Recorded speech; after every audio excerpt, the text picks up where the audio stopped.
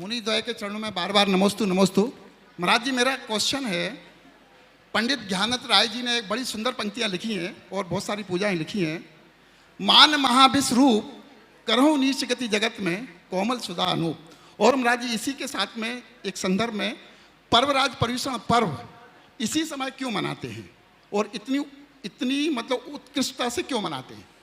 समाधान करो महाराज जी। देखिए, बहुत अच्छा सवाल आपने किया।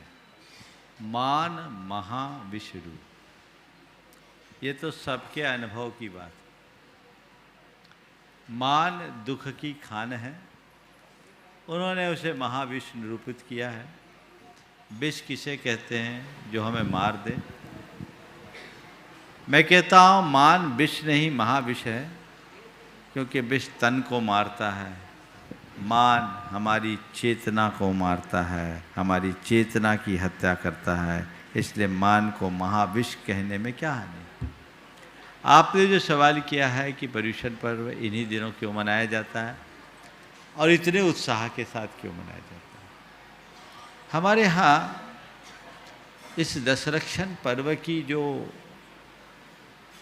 परिपाटी है, इससे युगारंभ का इतिहास जुड़ा है। हमें पता है जब दुखमा काल का अंत होगा, उसके बाद दुखमा काल होगा, उसके अंतिम 49 दिनों में प्रलय मचेगा। 7-7 दिन की 7 कुवृष्टियाँ होगी। ये धरती 1 योजन नीचे तक छार छार हो जाएगी। उस समय कुछ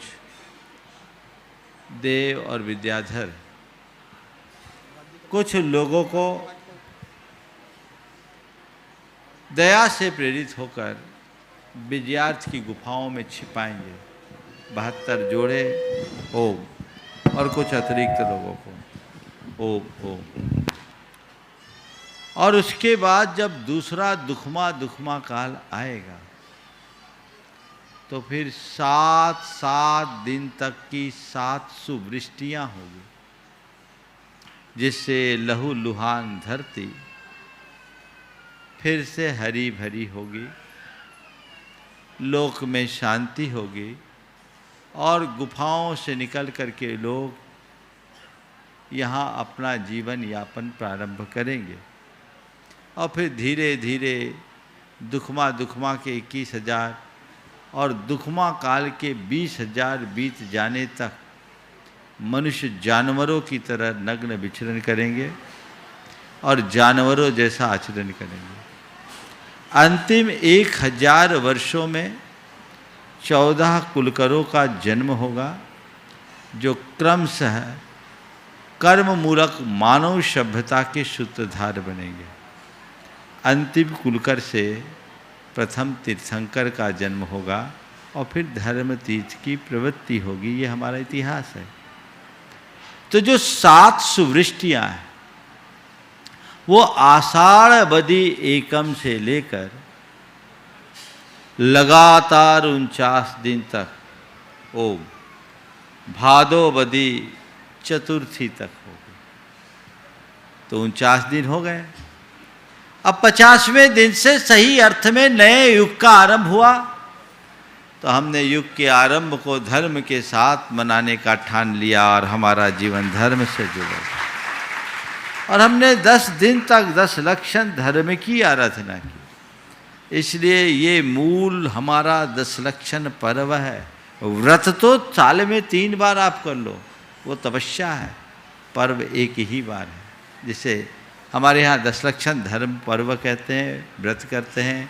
पर्यूषण भी एक प्रचलित नाम है, जो हमारे मन के प्रदूषण को दूर करने वाला है। और इस पर्व को उत्साह से मनाना ही चाहिए। क्यों? पूरे विश्व में एक ही मात्र ऐसा पर्व है जिसमें जीवन मूल्यों की आराधना की जाती है। दुनिया के किसी भी धर्म में बहुत सारे पूजा आराधना उपासना की बात है, लेकिन जीवन मूल्यों की उपासना की बात केवल जैन धर्म में है। और इसीलिए इस 10 लक्षण पर्व को पर्व न कहकर पर्व राज की संज्ञा है। ये आध्यात्मिक पर्व है। इस पर्व में हम क्या करते हैं? क्षमा, मृदुता, ऋजुता, शुचिता, सत्य, संयम, तप, त्याग, आकिंचन और ब्रह्मचर्य जैसे उदात्त जीवन मूल्यों की आराधना करते हैं।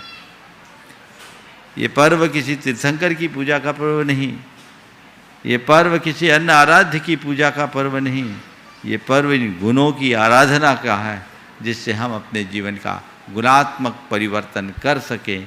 इसीलिए पर्युषण के प्रति या दशरक्षण के प्रति सबका विशेष रुझान।